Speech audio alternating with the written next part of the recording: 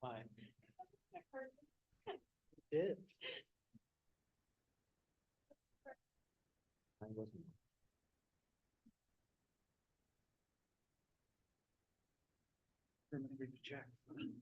Yeah, exactly. Let somebody else be the guinea pig.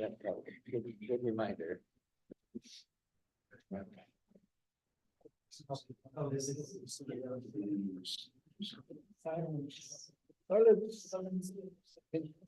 Por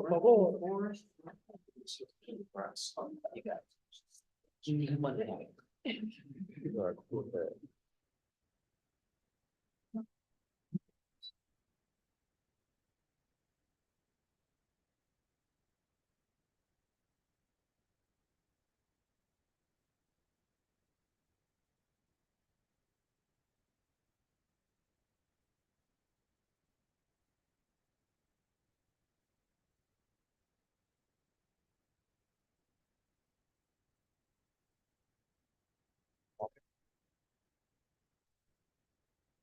Have a retired asked me to buy some motion? No. Can I be first?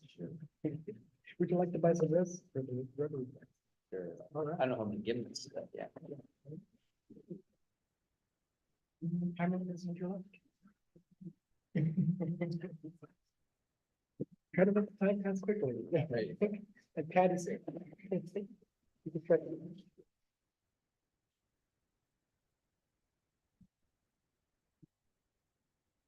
I'll stand by five. 5 more minutes.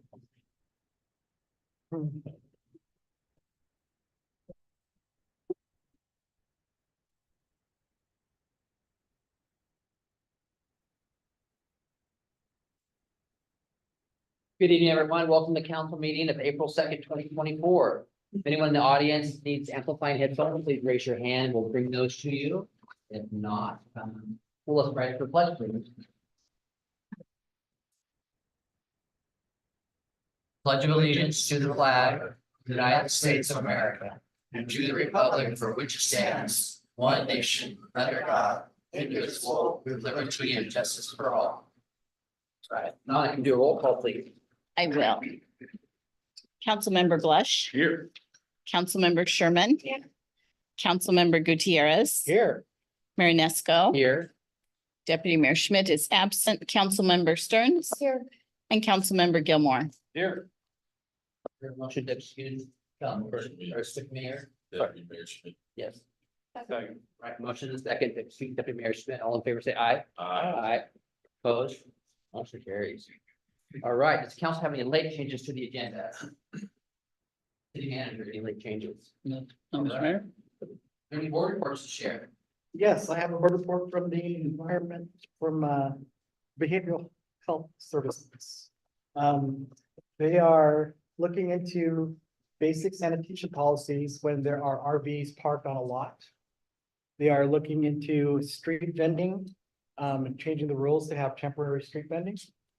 And also, they're looking at what kind of liens and an abatement fund to help people clean up their property when there's code enforcement problems. Is this county? County Board of Health. All right. Any other board reports to share? All right. Has everyone reviewed the item of the consent agenda? Do you have a motion? Move to approve the consent agenda as published. All right, we have a motion and a second to approve the consent agenda as published. All in favor, say aye. Aye. Opposed, motion carries. All right, we have two proclamations tonight. I will read the first one, which is child abuse prevention proclamation. Right. Whereas the city of Shelton recognizes our future rests on the hands of most vulnerable and cherished asset, our children.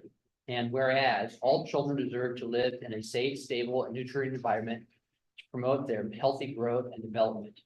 And whereas child abuse, neglect, and other trauma are recognized as serious public health affecting both the current and future quality of life in our community.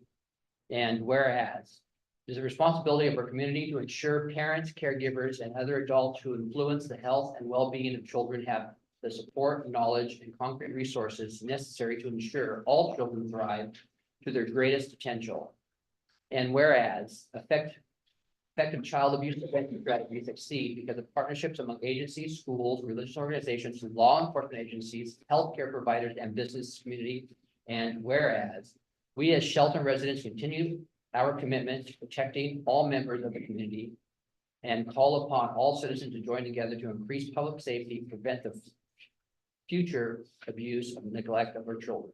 Now, therefore, the city of Shelton Council does hereby proclaim April 24th as Child Abuse Prevention Month in the city of Shelton, and urges all citizens, community, state agencies, faith groups, medical facilities, elected leaders, medical providers, educators, and businesses to increase the participation in the efforts to support families, thereby preventing child abuse and strengthening the community of which we live. And I will sign this tonight after this meeting. Is there anybody here for this proclamation that would like to speak? Well, okay. Please state their name and your county resident. I know the drill. Thank you, Mr. Mayor. My name is Patty McGuire. I'm here today on behalf of the Family Education and Support Services. I want to begin by thanking you for this proclamation on behalf of FES and the 20,000 individuals we serve annually in Mason, Lewis, and Thurston counties. I thank you for the declaration of April as Child Abuse Prevention Month and for prioritizing health and the health and well-being of children. Families do better when communities rally around during tough times. And we've seen tough times in the last few years and the impact that those tough times have had on families. And FES serves families because we have the support of the residents of the 3 counties that we serve and partnerships with like-minded communities. And I thank you, Shelton City Council, for this partnership. And if I may join Patty, I'm Roger Jones. I'm actually the Community Engagement Director for FES. And we would like to present to the council and anyone else that would like a pinwheel of hope. Pinwheels are the national symbol for Child Abuse Prevention Month. So we would encourage you to put this on your desk or put it in your yard or wherever to encourage people to think about what they can do to prevent child abuse in our community here. And also we joined Dee Wolverton as our local staff person out on Johnsford.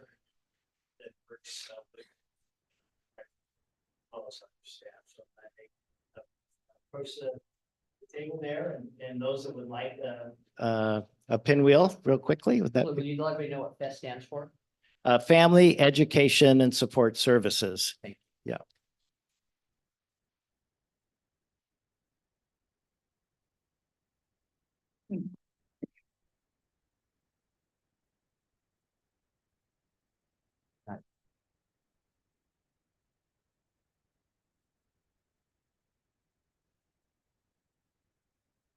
A few here. Roger, how about that? Good not staff. Thank you. Appreciate it. Yeah, well, let's.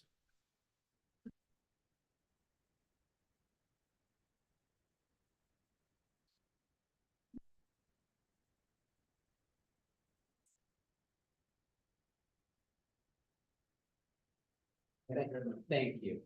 All right, our next proclamation is going to celebrate telecommunicators, and this will be read by Councilmember Gilmore. Thank you, Mr. Mayor. Whereas emergencies can occur at any time that require police, fire, or emergency medical services, and whereas when an emergency occurs, the prompt response of law enforcement officers, firefighters, and emergency medical personnel is critical to the protection of life and the preservation of property. And whereas the safety of our law enforcement officers, firefighters, and emergency medical personnel is dependent upon the quality and accuracy of information obtained from residents who telephone the MACOM Emergency Communications Center. And whereas public safety telecommunicators are the first and most critical contact our residents have with emergency services.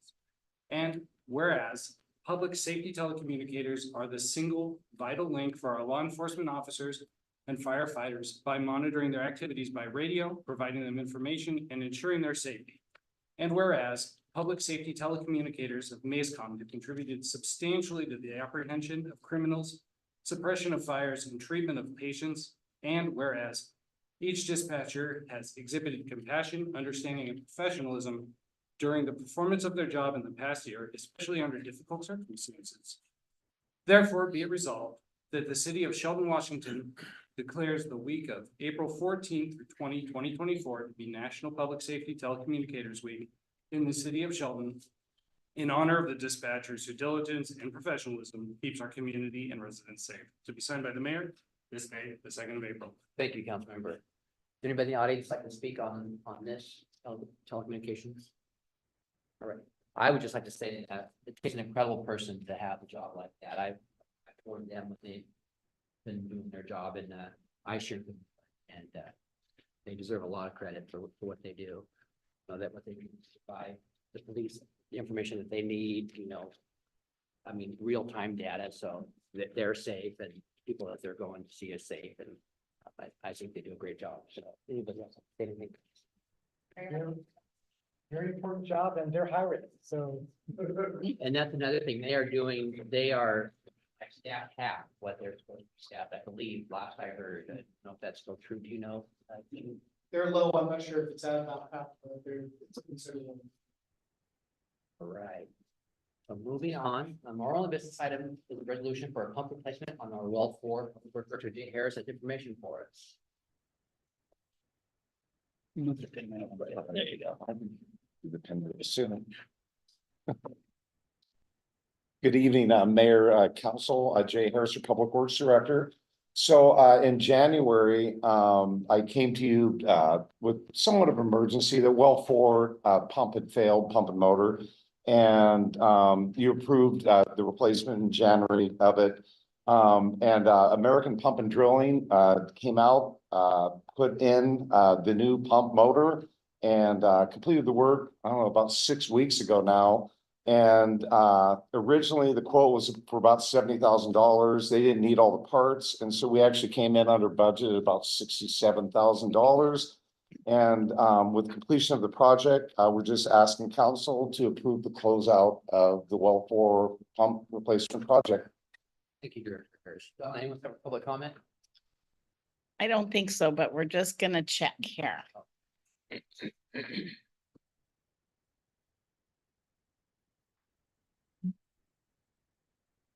No, there isn't, Mr. Mayor. All right, we have a motion. I move to place resolution number 1326-0324 on the council's action agenda for the April 16th, 2024 meeting. All right, do we have any comments or questions? Yeah. We have a motion and a second to place resolution number 1326-0324 on the council action agenda for April 16th meeting. All in favor, say aye. Aye. Opposed? Motion carries. Under action agenda, now Jay has some action items for us. First is an ordinance related to frontage improvement charges and transportation impact fees. Yeah, good evening, council. Frontage improvement charges, we have an ordinance that actually has 2 municipal code sections in it. The city attorney likes to combine changes that are somewhat related. So the first one, frontage improvement charges, were adopted by the commission at that time in 2015. The original intent was infill lots. Those were lots that were basically paper platted lots. There was no street or improvements or minimal street improvements. Those were lots created before 1938. That they'd pay a frontage improvement charge. The city would collect it and then use other funds and maybe build out the street.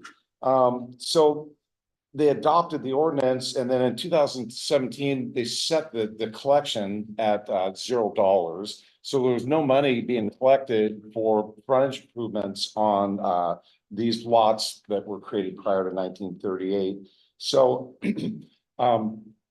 I went through, probably a year and a half of different meetings with the Development Code Steering Committee And part of the design and construction standards manual was that 150-foot thing that we redefined infill lots. And anyways, instead of 1938, if your frontage is undeveloped, less than 150 feet, it sort of decides on, there's that whole matrix table. I don't know if you guys remember that says, hey, is it paved out there? Is there an existing sidewalk 70 you? That sort of thing. And there's sort of like a yes, no chart to really give the development community rules on what they need to build. If they didn't build a particular improvement, they would pay this frontage improvement charge for a sidewalk or a little bit of paving or that sort of thing. So these code changes align with the new standards manual adopted last fall. And that's the end of my staff report. And there's been no change. Oh, I'm sorry, on the frontage improvement charge. Transportation impact fees, the other half of it, or the larger part of it, actually. So it was adopted by the commission in 2008. What the transportation impact fees do is give a funding source for capacity improvements. So we go and do a transportation comprehensive plan. In the comprehensive plan, we find out where the future signals or roundabouts need to be, lane widenings, capacity type of improvements in the actual street system. They come up with the cost of all that. They divide it by the units that have not been built yet. And each unit, when you come in, you pay an impact fee for the capacity in the system that particular house or development, it could be a commercial development, is going to use. It hadn't been really updated in a significant amount of time. There's a bunch of code changes at the state of Washington that need to be updated with the city attorney. And Kathleen went through and made some changes. And then staff took the transportation impact fees and actually developed a policy statement of if a developer, we didn't have this before, but if a particular developer went and built a capacity improvement, like a signal, for example, that was on the capacity list, we would give him credits back to his transportation fee credits. So he wouldn't pay them as he was picking up building permits with this particular units. So anyways, with the internal policy and the code changes and the standards manual, they all sort of align. And then the actual master fee schedule is where the charges for transportation impact fees are shown. So there's a huge list. And then every year when the master fee schedule is updated, just for inflation, the code has that in it. So we keep up with inflation with these charges. Council gets to see that table. So that's it. There's a track changes version in the council packet. And that is the end of the staff report for both of those code changes. Donna, any comment? No, there isn't, Mr. Mayor. All right, we're reading ordinance number 2020-024. Ordinance number 2020-0224. An ordinance of the city of Shelton, Washington, amending chapter 12.36 and repealing and replacing chapter 17.12 of the Shelton Municipal Code related to transportation-related development charges. Thank you, Donna. We have a motion. Mr. Mayor, I'm going to adopt ordinance number 2020-0224 as written. All right, comments or questions? I think you kind of said it, but you halfway through, nothing's changed since. Nothing has changed, correct? Comments or questions? We have a motion and a second to adopt ordinance number 2020-0224 as written. All in favor, say aye. Aye. Opposed, motion carries. Next is resolution for sole source purchase from West Tech Products. So council, I'm jumping over to wastewater now. So at our membrane treatment plant and at our main wastewater treatment plant, we have screens that screen the sewer as it comes into the plant. And the screens are of various sizes. That way, the grit and the material is taken out of the effluent that comes into the plant. And it helps in the whole process going through. A lot of sand and grit really damages pumps, and it's really hard on our piping systems and that sort of thing. We need to replace the screens and a few parts. Now, as I said, operations and maintenance thing. And so this particular sole source is for West Tech Engineering Fine Screens. Global Sampson is the only vendor in the state that sells those fine screens. And we need to do an exact replacement. We can't mix and match with other vendors. So we're just requesting the council deem Global Sampson as the sole distributor and service provider for the all parts, components, and equipment for West Tech Engineering. Thank you. Donna, anyone have a public comment? No, there isn't, Mr. Mayor. We're reading resolution number 1325-0324. Resolution number 1325-0324. A resolution of the city of Shelton, Washington, declaring the purchase of West Tech Engineering brand equipment, parts, components, and service to be clearly and legitimately limited to a sole source distributed by Global Sampson and waiving competitive bidding requirements for such purchases. Thank you, Donna. Do we have a motion? Mr. Mayor, move to bypass the pre-touch rule for the sole source purchase and approve resolution number 1325-0324 as written. All right, comments or questions? We do this every year, correct? It's the same one.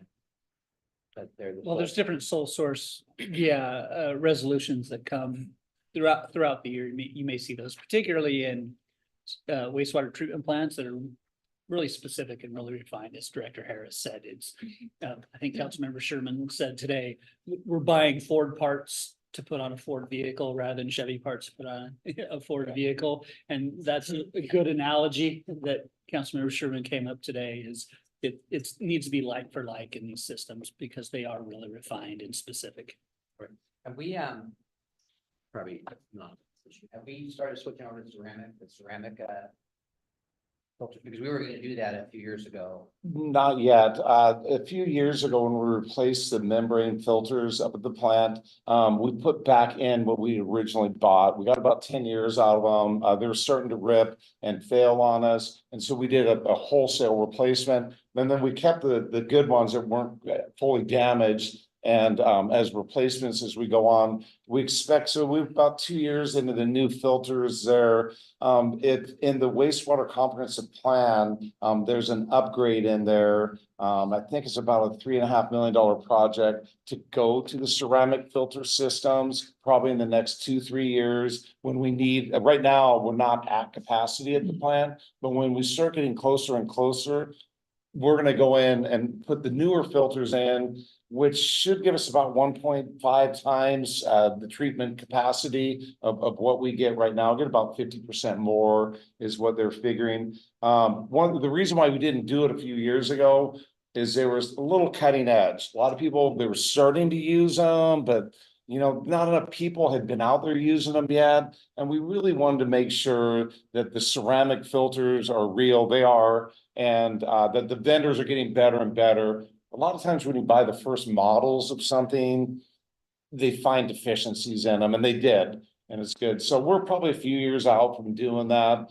and replacing to these higher capacity ceramic filters in the future. Just kind of curious. Yeah. I remember that's why this West Tech brought that back. All right, any other comments or questions? Just want to keep the water quality high and the water quantity coming so we can grow, and that water is life, and it's our number one thing we need to establish when you have civilization. So keep the water coming and keep it clean. Yep, and we have to meet the permit requirements from the state, which actually comes down from the federal government. Which we get awards for year after year. We're And doing a that'll really, cut it back. really good job, but you got to keep up with the operations and maintenance, and that's what we're talking about tonight is replacing these older parts, before they fail, right? Sounds great. All right, we have a motion to second to bypass the three-test rule for the sole source purchase and approve resolution number 1325-0324 is written. All in favor, say aye. Aye. Opposed? Motion carries. All right, Jay, you're up again. Yeah, so this is another sole source for the Global Sampson vendor. And it's for Lakeside Equipment Corporation. They have different screen parts that we also need. And so exact same thing at both plants that we use the Lakeside product for a piece of the screening system, and we need to replace some of those. Anyone time for public comment, Donna? No, there isn't, Mr. Mayor. Then reading of resolution number 1327-0324. Resolution number 1327-0324. A resolution of the city of Shelton, Washington, declaring the purchase of Lakeside Fine Screens to be clearly and legitimately limited to a sole source distributed by Global Sampson and waiving competitive bidding requirements for such purchases. Thank you, Donna. You're We have a motion. Mr. Mayor, I move to bypass the three-touch rule for this sole source purchase and approve resolution number 1327-0324. All right, comments or questions? All right, we have a motion and a second to bypass the three-touch rule for the sole source purchase and approve resolution number 1327-0324 is written. All in favor, say aye. Aye. Opposed? Motion carries. Next up is the grant, is a resolution to accept a grant funds for library deck, Parks and Rec, Jordan Supervisor Jordan Ruppel has the details. Sorry, Jordan.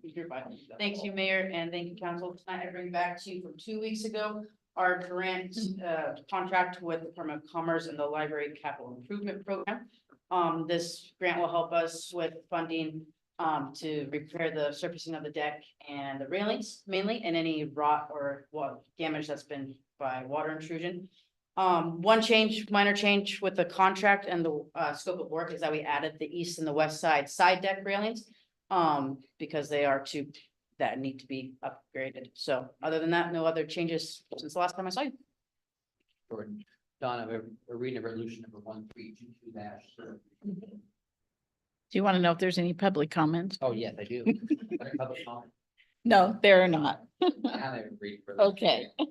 That's true. Right, move this along.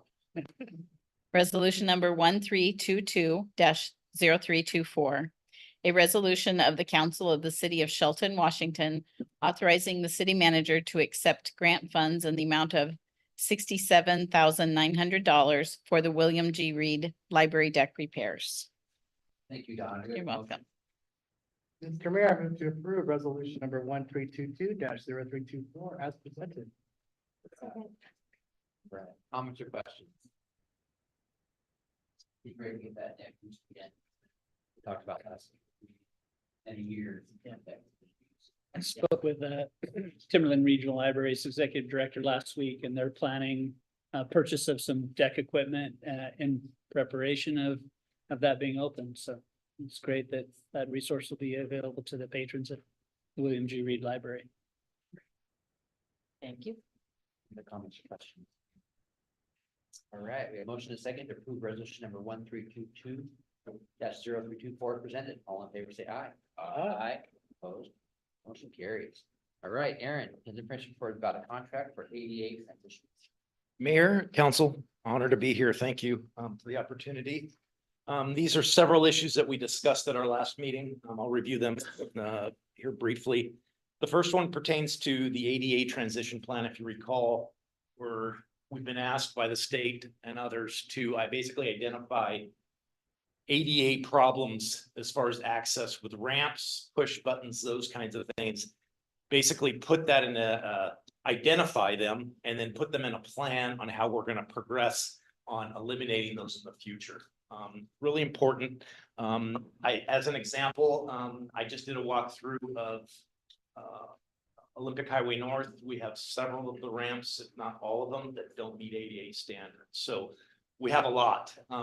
The benefit with this is it basically allows you, we observe that there are some issues here, and it gives you a plan on how you're going to attack it in the future. So you got to figure out budgeting and those kinds of things. The only way plausibly, in my opinion, that you can do that, otherwise, the other option is just go out and fix everything. But the reality is we can't financially do that. So The intent here, Transpo, as I mentioned before, is an organization that's on our on-call roster.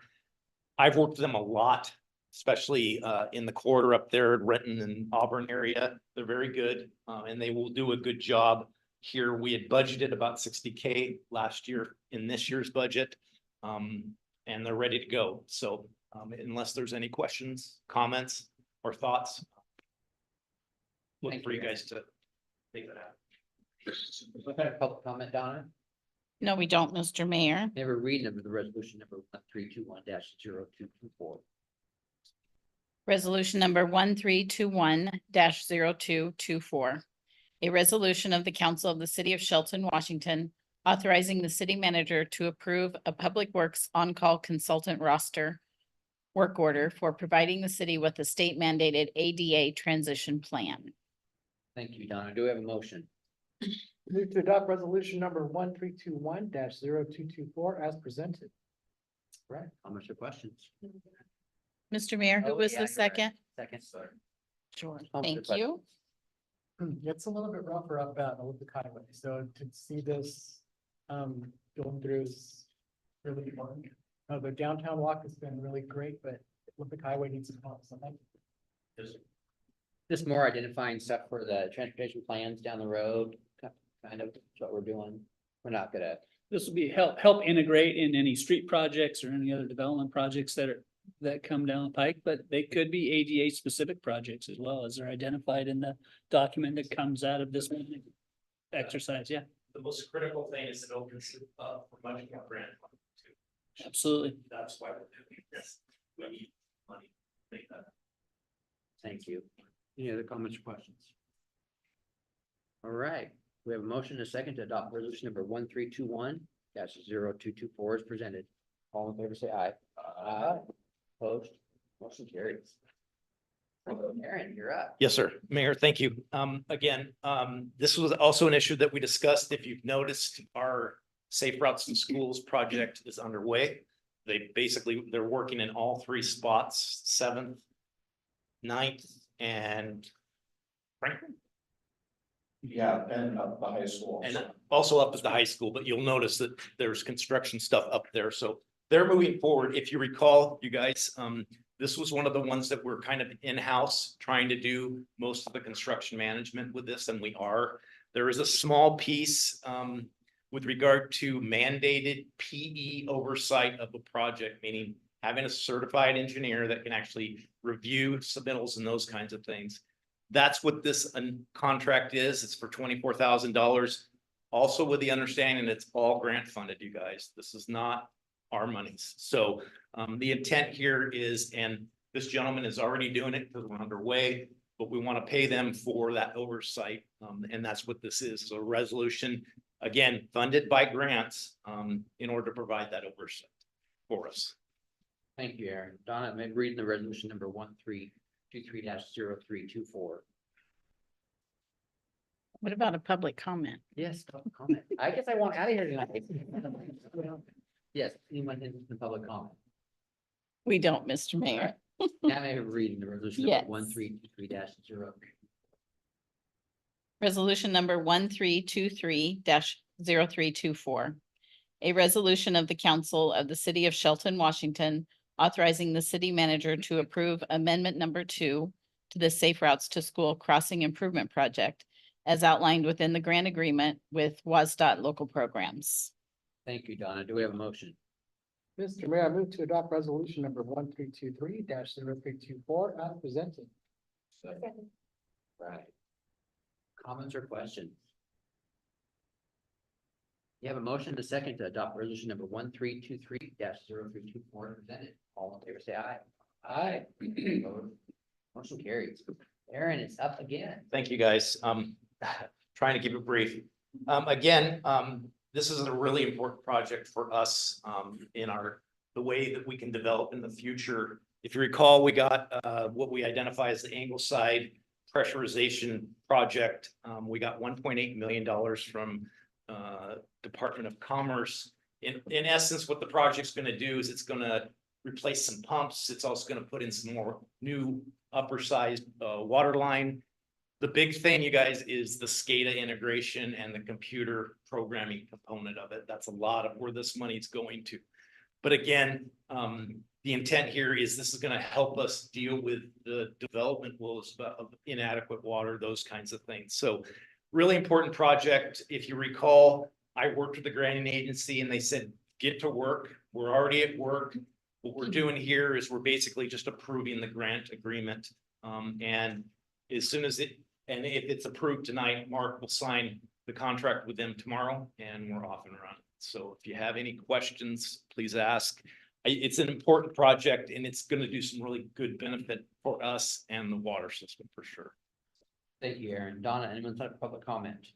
No, Mr. Mayor. We're reading resolution number 1324-0324. Resolution number 1324-0324. A resolution of the Council of the City of Shelton, Washington, authorizing the city manager to approve the Ingleside Water System Improvements Grant Agreement with the Washington State Department of Commerce. Thank you, Donna. Do I have a motion? Mr. Mayor, I move to adopt resolution number 1324-0324 as written. All right, comments or questions? Nope, this is a pretty big deal. This is something that's gonna keep us building homes. So without it, probably we wouldn't be building these homes, correct? That's a pretty big deal. To sum it up, yes. It's nice to get that grant from her. This was from our 35th delegation. This is direct appropriation from our 35th delegation, yes. Thank them, Dan Griffey, and Travis Butcher for helping us with this. It's a big deal, so. All right, any other comments, questions? All right, we have a motion to second to adopt resolution number 1324-0324 as written. All in favor, say aye. Aye. Opposed, motion carries. All right, Mark, do you have city manager report for us tonight? Just a couple things for you tonight, Mr. Mayor and Council.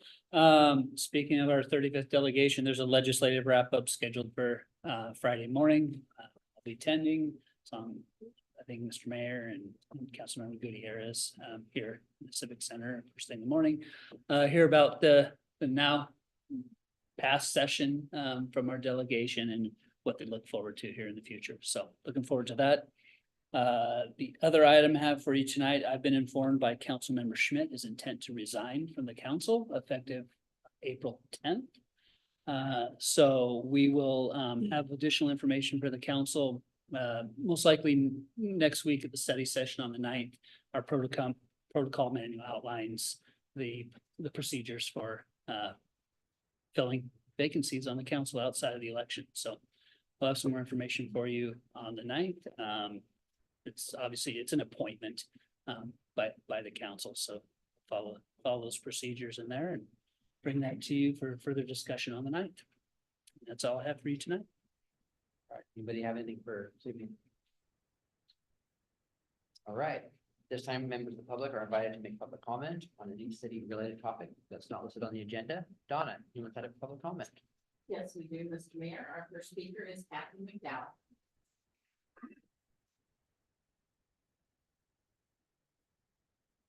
Good evening, Mayor Onisco and Council. I'm Kathy McDowell and I live within the city limits.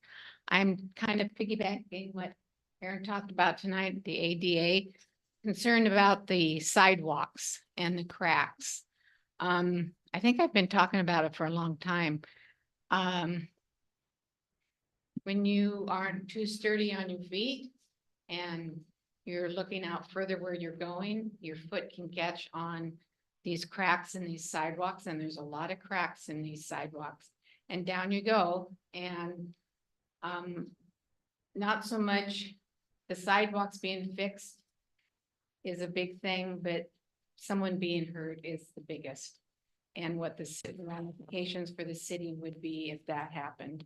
So I'm just encouraging all of you to think about maybe pushing that forward a little faster and getting some of the sidewalks fixed. There's one right here on the corner by the bank that I've gone over, almost gone down a couple times, and I don't want to do that. So encouragement to all of you to work on that. Thank you.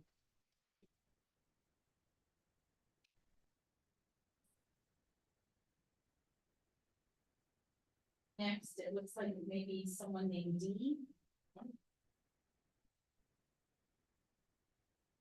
Okay, how about Dean Jewett?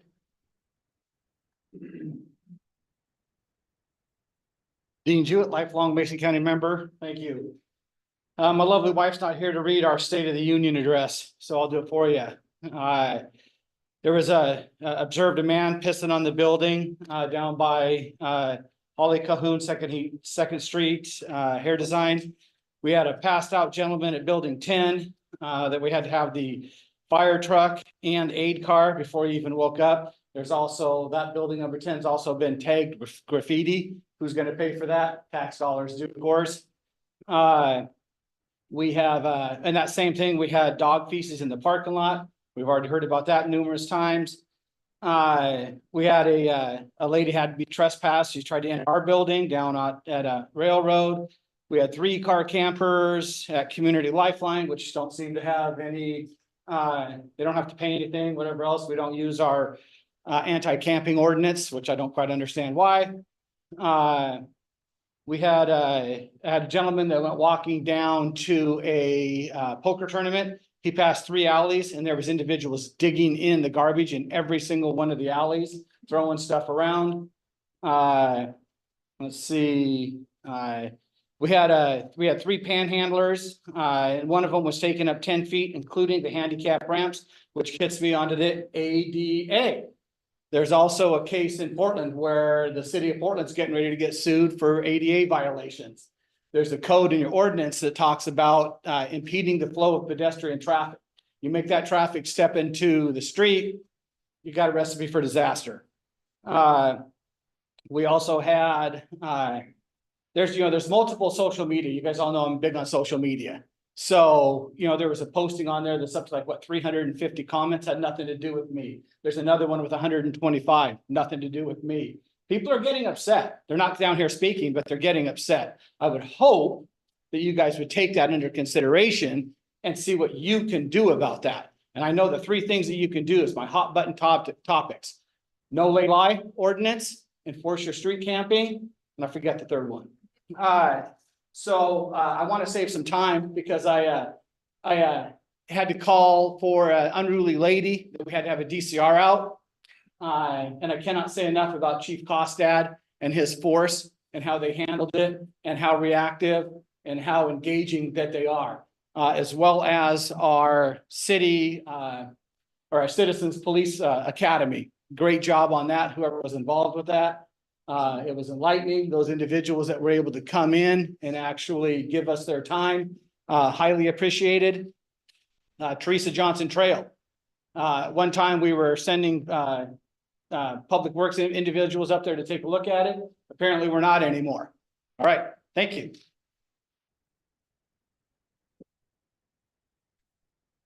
Mayor, we have one person on Zoom, that's Colleen Carmichael. Good evening, Mayor Inesco, fellow council members. My name is Colleen Carmichael. I'm the Executive Director of Quixote Communities. My source this evening is the Washington State Standard, which was published December of 2023. According to HUD, more than 653,000 Americans are experiencing homelessness, a 12% increase from last year. Elected leaders are trying to find ways to alleviate the uncomfortable visuals of countless rows of their constituents sheltered in tents. They are greenlighting more sweeps, going to courts to expand their power to clean camps, and adopting city-designated camps. As cities and states try to expand their sweep policies, local American Civil Liberties Union chapters have filed lawsuits, sending a warning to city leaders elsewhere. Data supports that sweeps are expensive and ineffective. For example, New York City's encampment sweeps led to the removal of 2,308 people from March to November of 2022. An audit report provided by the comptroller, Brad Landers, stated, "The evidence is clear. By every measure, the homeless sweeps failed." Several academic papers have found that homeless encampment sweeps can lead to adverse mental and physical health effects for displaced people. In addition, sweeps are expensive. A 2020 federal report examined sweeps from 9 U.S. cities, including Tacoma, Washington. The report found that the sweeps were costing cities anywhere from $1,600 up to $6,000 per individual per year. Safe sleeping is being offered by some cities on publicly owned land. The sites have become a beacon for people who don't like shelters, want privacy, and have access to assistance. Residents receive breakfast and dinner, have access to showers, laundry facilities, and power outlets. There's also a shuttle that can help take people to public transportation hubs. The sites have become an assistance for medical help, general case management, mental health, and harm reduction assistance. One fact remains clear. The number of homeless will continue to grow if the city is unable or unwilling to offer any housing-based solutions and continues to pay for sweeps.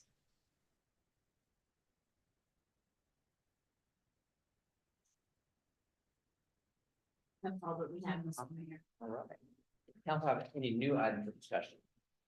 I'll just add to what Mr. Blewett had to say about the police department. I was in a situation here a week before last with a 14-year-old that I had to call medics for over at Newland Park that I happened to come across, and they were fantastic. And our new, was it Houston? Yeah, he was there. He was absolutely wonderful. I think he's gonna be good, and I just want to say that yeah, props to you guys for handling that how you did.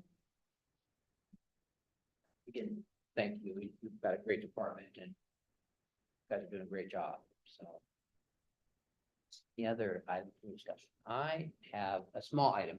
So everybody's aware our dog pound is kind of overflowing with dogs, and there's people wanting to bring dogs, and our adoption fee is quite large at the moment. So I would propose that we lower our adoption fee maybe for the month of April, maybe to $100 for the senior dogs, for a couple reasons. One, the dogs need a good home to go to. And I think that we should also have a little regulation that with that fee, they must have a fenced yard. I don't want to give a dog to somebody that's the dog's gonna get loose again.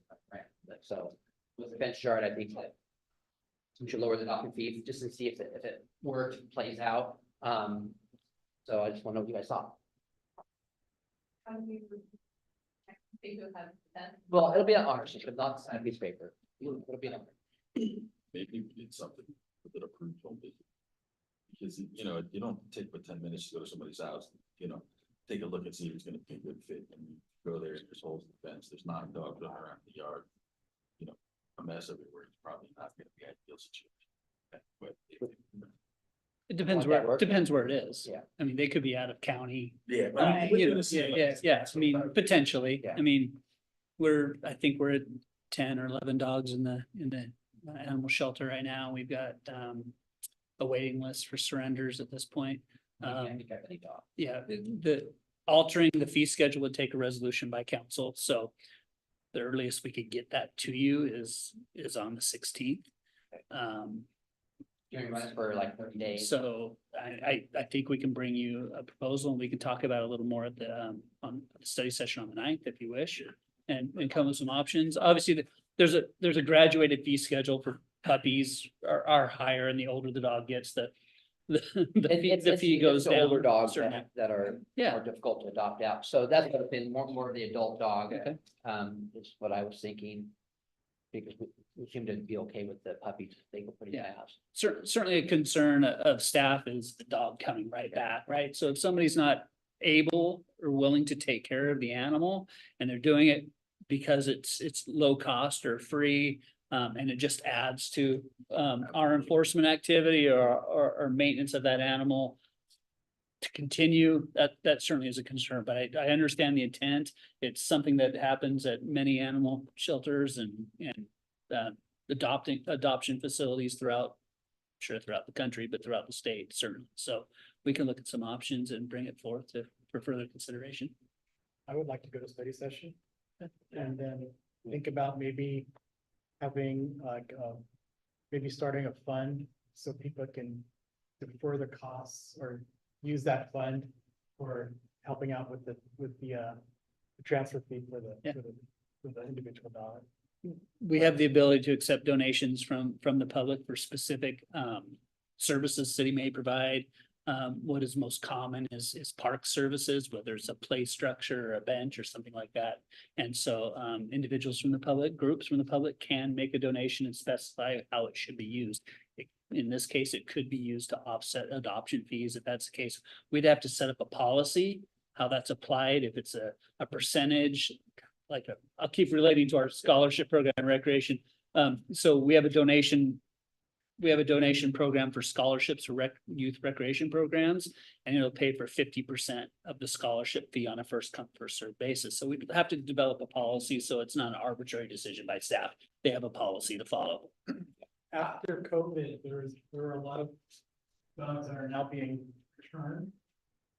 So it's really important that we look at this issue and think about how we can help stop the increase in the homeless dog population.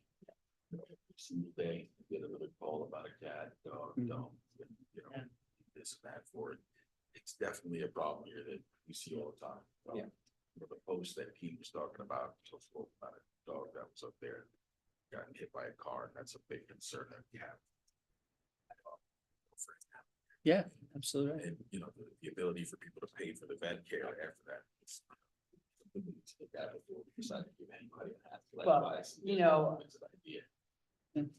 I figured that the fencing was probably a great start. Maybe staff come up with a better idea, but I do believe these dogs deserve a good home. And I do believe our adoption fees are kind of high for that. And I just think that, you know, we lowered, I was actually here in the city one day when there was a gentleman that wanted this little small dog and he couldn't afford it. And he was like in tears. I mean, he really wanted this dog. And I mean, I offered to pay for it, and I think somehow he ended up getting the dog somehow. I think so. Yeah. I don't remember how he got it, but I'd like to start out the fund. I brought a personal check for $1,000 for the city for it. And I did put on here for adoption help for the animals, adoption fee donation. So if you bring down $100, that's 10 dogs that can get adopted for free. So I'll get this to our finance director. And we'll meet this over it. We'll get you the proper paperwork for that donation. But I do think the dogs deserve a good home, and I think our fees are kind of high, and I understand why they're high. We've talked about dog fees in the past. It's because it costs a lot of money to take care of a dog. I mean, we're paying vet bills and get it fixed, and you know, and sometimes they're sick when we get them, and I get it. But having 10 and 11 dogs in our pound constantly is not a big help either for the dogs or for us. So correct, and the longer they're in there, you know, the social issues that increase and things like that. So it's better to get them into a home that can care for these animals as soon as possible. all right, I look forward to talking about that. And council have any new items for discussion? All right, our next meeting is scheduled Tuesday, April 16th, 2024 at 6 p.m. We also have a study session